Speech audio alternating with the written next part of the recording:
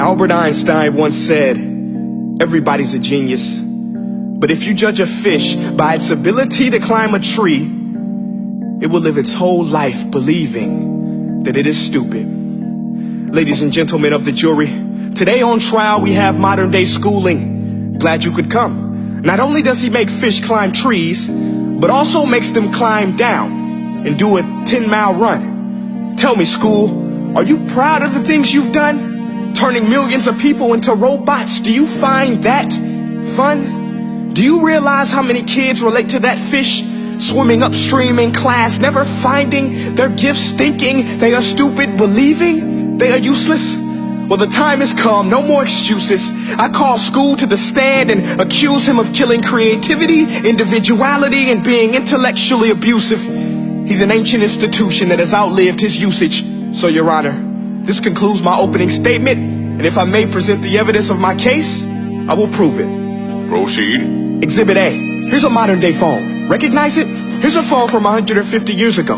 Big difference, right? Stay with me. Here's a car from today, and here's a car from 150 years ago. Big difference, right? Well, get this. Here's a classroom of today, and here's a class we used 150 years ago. Now ain't that a shame? In literally more than a century, nothing has changed. Yet you claim to prepare students for the future?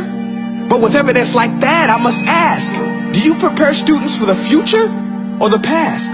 I did a background check on you and let the record show that you were made to train people to work in factories, which explains why you put students in straight rows, nice and neat, tell them sit still, raise your hand if you want to speak, give them a short break to eat, and for 8 hours a day tell them what to think.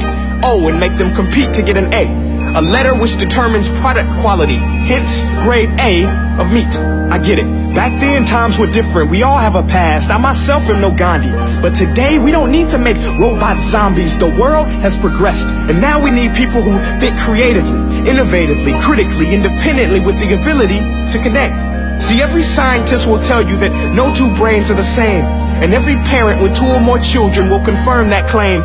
So please explain why you treat students like cookie cutter frames or snapback hats, giving them this one-size-fits-all crap. Watch your language. Sorry, Your Honor, but if a doctor prescribed the exact same medicine to all of his patients, the results will be tragic. So many people will get sick, yet when it comes to school, this is exactly what happens. This educational malpractice, where one teacher stands in front of 20 kids, each one having different strengths, different needs, different gifts, different dreams, and you teach the same thing the same way?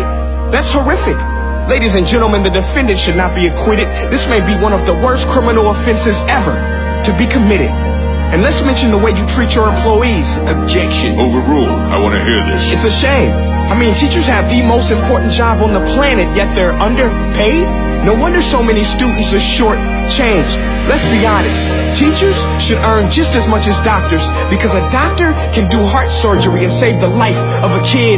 But a great teacher can reach the heart of that kid and allow him to truly live. See, teachers are heroes that often get blamed, but they're not the problem. They work in a system without many options or rights. Curriculums are created by policymakers, most of which have never taught a day in their life.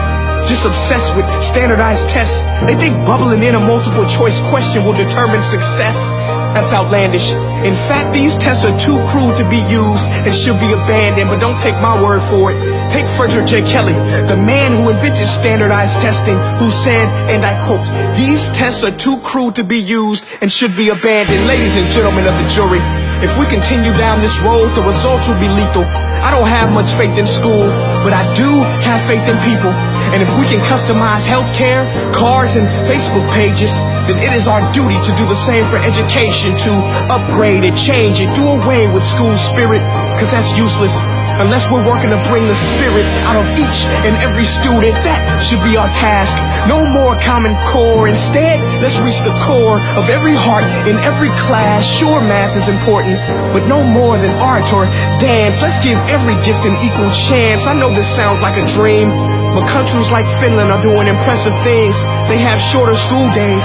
Teachers make a decent wage. Homework is non-existent, and they focus on collaboration instead of competition. But here's the kicker, boys and girls. Their educational system outperforms every other country in the world. Other places like Singapore are succeeding rapidly. Schools like Montessori, programs like Khan Academy. There is no single solution, but let's get moving. Because while students may be 20% of our population, they are 100% of our future. So let's attend to their dreams, and there's no telling what we can achieve. This is a world in which I believe, a world where fish are no longer forced to climb trees. I'll rest my case.